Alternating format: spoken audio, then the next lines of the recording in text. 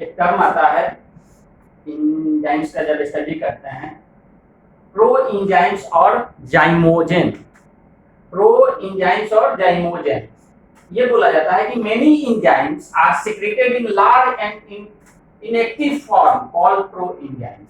बहुत सारा इंजाइम्स जो है हमारे बॉडी में, हमारे बॉडी का जो सेल्स होता है उसमें ये बनता है, सिक्रेट होता है और लार्ज अमाउंट में होता है और इनएक्टिव फॉर्म होगा।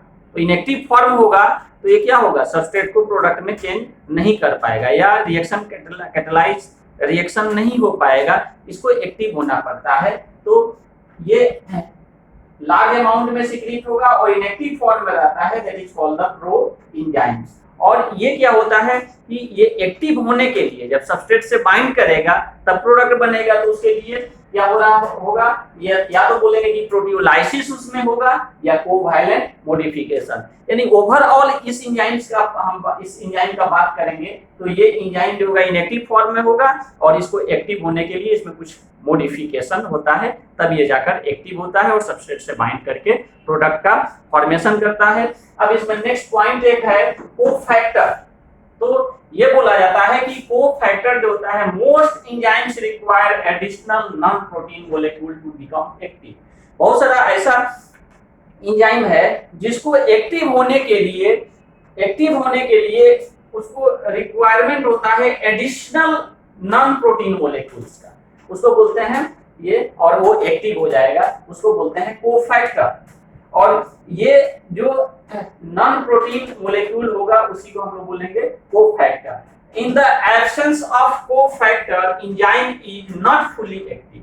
यानी उस एंजाइम में अगर कोफैक्टर को हटा दिया जाए तो एक्टिव नहीं होगा और वो अपना जो रिएक्शन होगा उसको परफॉर्म नहीं कर पाएगा। और ये कोफैक्टर जो होता है ये होता है मेटल आयंस और क्या होता है, को एंजाइम्स। यानी ये बोलेंगे कि कोफैक्टर यानी किसी भी एंजाइम्स को एक्टिव होने के लिए उसमें कुछ मेटल आयंस की जरूरत होती है, मतलब एक्स्ट्रा चीज उसमें क्या होता है, ऐड रहता है। तो मेटल आयंस की अगर बात करेंगे, large number of enzyme require metal ions for their activity. बहुत सारा ऐसा एंजाइम्स है कि उसको अपनी एक्टिविटी को परफॉर्म करने के लिए किसी मेटल की जरूरत होती है। तो अब उसका जैसे एग्जांपल देखेंगे, ये साइटोक्रोम ऑक्सीडेज, ये साइटोक्रोम ऑक्सीडेज जो होगा इसको, ये तरह का एंजाइम है हमारे बॉडी के सेल्स में, बॉडी के जो सेल्स होता है उसमें क्या होता है, रिएक्शन परफॉर्म करेगा, तो उसके लिए क्या होता है, साइटोक्रोम ऑक्सीडेज एंजाइम की जरूरत होगा। तो ये क्या होता है, ये Fe+2 या कॉपर प्लस इसकी जरूरत होगा इसको एक्टिव होने के लिए। और ये जो होगा, ये मेटल जो होता है टाइटली बाउंड रहता है, तो टाइटली बाउंड रहेगा।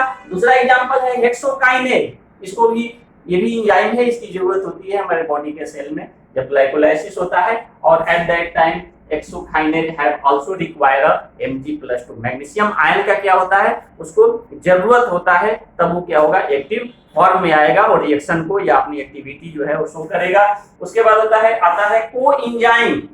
कोएंजाइम को बोला जाता है act as carrier of protons and other groups. यानी कोएंजाइम का मतलब क्या होता है, ये कैरियर करता है, मतलब ये कैरी करता है किसको, प्रोटॉन्स को और अदर ग्रुप्स को, तो इसको बोलते हैं कोएंजाइम। यानी जो एंजाइम होगा, एंजाइम हमने देखा कोफैक्टर मतलब मेटल आयन या कोएंजाइम। तो मोस्ट ऑफ द ये बी ग्रुप ऑफ विटामिन्स, मतलब B complex, B1, B2, B3, तो बहुत सारे बी कॉम्प्लेक्स जो विटामिन है उसमें का बहुत सारा विटामिन जो है कोएंजाइम का काम करता है। और ये क्या होगा, किसी एंजाइम के साथ क्या किया रहता है, बाइंड किया रहता है, तब कोई एंजाइम क्या होता है, अपना जो बायोलॉजिकल एक्टिविटी होगा उसको क्या करेगा, परफॉर्म करेगा।